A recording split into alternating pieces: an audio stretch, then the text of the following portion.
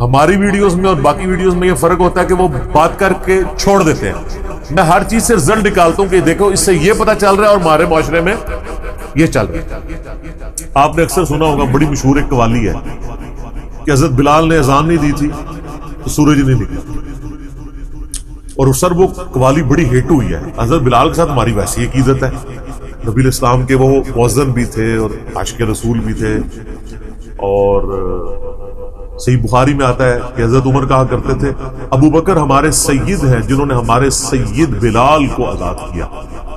ایک عرب کا قریشی سردار جن کے مزاج میں نہیں ہوتا تھا کسی حبشی کو کوئی وقت دینا, اسلام نے ان کو اتنا ایجوکیٹ کیا کہ وہ ایک حبشی کو کہہ رہے ہیں سیدنا بلال.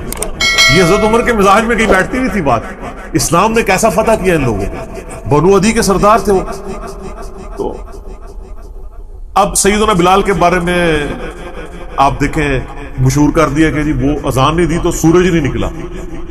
اس وقت تک سورج نکلے گا جب تک بلال اذان نہیں دیں گے. وہ جناب میں بھی بچپن میں ایک والی سنا کرتا تھا, آپ لوگوں سے اکثر سنی ہوگی, لیکن آج تک ہم نے کبھی اس کی انجینئرنگ کی کہ یہ لکھا کہاں ہوا ہے, یہ واقعہ صحیح ہے کہ نہیں. میں نے اس کی انجینئرنگ کی صحیح مسلم سے, کہ صحیح مسلم شریف میں حدیث ہے کہ غزوہ تبوک کے موقع پہ جب نبی علیہ السلام واپس آ رہے تھے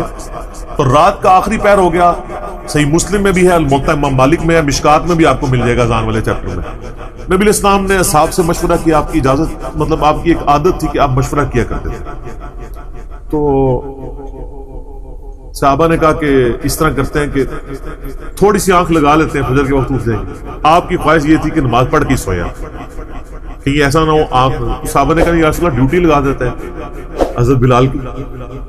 آگے میں بات کر رہا ہوں کہ حضرت بلال اذان نہیں دیں گے تو ویسے ہی سورج نہیں نکلنا, تو قضا ہونے کا تو خطرہ ہی کوئی نہیں. یہ انورٹڈ کام ہو گیا. سیدنا بلال کو ایک اونٹ پہ بٹھایا گیا, صحیح مسلم کے الفاظ ہیں, اور جو مشرق کی طرف پو پھوٹتی ہے, آپ کو پتا صبح صادق کی بھی ایک پو پھوٹتی ہے جو اناؤنسمنٹ ہوتی ہے ختم سحری کی اور رات کے ختم ہونے کی اور طلوع فجر کی. اور جب سورج باہر نکلتا ہے وہ تو طلوع آفتاب ہوتا ہے. وہ پھوٹنے کی طرف وہ کھڑے ہو گئے کہ مطلب وہ اونٹ پہ بٹھا کے کہ بھئی جیسے ہی وہ پو پھوٹے گی میں سب کو جگاؤں گا. اللہ کرنا کیا ہوا کہ ان کو بھی نیند آ گئی. پھر اس دن سورج ہی نہیں نکلا, لیکن وہ کہانی میں نہیں نکلا تھا, رو میں مسلم شریف میں نکل آیا اور الموطا مالک میں بھی نکل آیا. وہ اتنا نکلا کہ صحابہ کے الفاظ ہے کہ سورج اچھا خاصا بلند ہو گیا, چاشت کا وقت آ گیا, تھوڑا نہیں نکلا بلند ہو گیا. تو سب سے پہلے نبی علیہ السلام کی آنکھ کھلی, اور پھر سیدنا عمر اور باقی صاحب جاگے. تو صحابہ نے کہا ہماری نماز, آپ فرمایا یہی وقت ہے. آپ نے بلال سے کہا اذان دو, ٹھیک ہے. یقین کریں یہ جملے بولتے ہوئے دل نہیں کرتا کہ اس طرح کے میں جملے بولتا, لیکن آپ کے دماغ میں ڈرل نہیں ہوتا. نبی علیہ السلام نے ان کو نہیں ڈانٹا کہ بھی آج بلال تیرے اخلاص میں کوئی کمی آ گئی تھی, سورج کو نکلیا, ڈیوٹی تیری لگی تھی سورج نہ کرنا, ایسی کوئی بات نہیں ہوئی. اور آپ فرمایا یہی وقت ہے. آپ نے سورج نکلا ہوا اقامت اور جماعت کے ساتھ فجر کی نماز ادا کی, اور پھر آپ نے فرمایا جب کوئی شخص سو جائے یا بھول جائے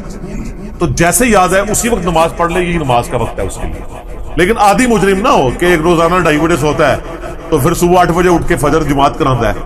یہ نہ ہوئے, نہیں تو یہ کبھی کبھار ہے. تو اس حدیث سے یہ بھی ایک مسئلہ نکلا. دوسرا مسئلہ نکلا انجینئرنگ والا, انجینئرنگ فرقے والا نہیں, انجینئرنگ والا, کہ سیدنا بلال کی جب ڈیوٹی لگی ہوئی تھی, جب ان کی عزت بھی اسٹیک پہ تھی, ایک عام حالت میں اذان نہیں دی تو سورج نہ نکلنا کوئی بڑا کمال نہیں ہے. جب ان کی عزت اسٹیک پہ لگی تھی کہ ان کی ڈیوٹی لگی ہے کہ بھئی آج تو سورج نہیں نکلنا, دھیان کرنا ہی پائی, اس دن تو سورج نکل آیا. اور حضرت بلال کا اللہ تعالیٰ نے کوئی لحاظ نہیں کیا, نعوذ باللہ من ذالک. سر وہ دوسری کہانی تھی, یہ مسلم شریف, اس طرح نہیں سورج روک کر یہ سب کی سب کہانیاں چل رہی ہیں. ان کہانیوں کے اوپر ہم کہتے ہیں کہ یہ رو نہ لگایا کریں, سچی بات بیان کریں. تو سچی بات بیان کریں گے سر, آپ کی پبلک چھٹ جائے گی اور آپ کو رلا کے رو کروا دے گی. یہ مجمع چھٹ جائیں گے. آپ سچی بات کرنا شروع کریں, مجمع چھٹیں گے. یہ حقیقت بات ہے. ہمیں لوگ کہتے ہیں مسجد میں جا کے جناب درس دیں, کس مسجد میں دیں؟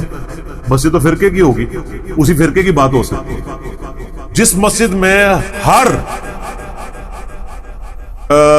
مہینے 11ویں شریف دی جاتی ہو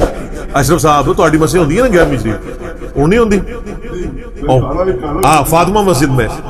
ہاں وہاں پکی 11ویں شریف ہوتی ہے آپ مجھے ذرا ایمانداری سے بتائیے کیا کسی 11ویں کے موقع پہ غنیت الطالبین کھول کے علامہ صاحب یہ بتا سکتے ہیں کہ شیخ عبد القادر جیلانی نماز کس طریقے سے پڑھتے تھے ہاں ٹھیک ہے تو وہ نہیں وہ اول تو بتائیں گے نہیں اگر بتائیں گے تو کہیں گے وہ عملی تھے تو اس کتاب میں تو انہوں نے عملی نہیں لکھا ہوا اپنے آپ کو انہوں نے تو کتاب و سنت سے چیزیں بیان کی ہوئی ہیں سر یہ کرنا بھی شروع کر دے میں کہتا ہوں عملی کہہ کے بیان کر دے کم از کم یہ جمود تو ٹوٹ جائے نا کہ پھر ہمارے پاس ہم کہتے ہیں عملی کہہ کے بیان کر دے پھر ہم یہ کہا کریں گے کہ پیران پیر تو رفع الیدین سے نماز پڑھتے تھے اور مرید کہہ رہے ہیں کہ رفع الیدین کرنا مکھیاں مارنا ہے ان دسو پیر دی گل منی ہے کہ مرید دی نہیں یہ کہانی نہیں ہوگی کتاب چینج والی بات نہیں ابھی تک آئی ہے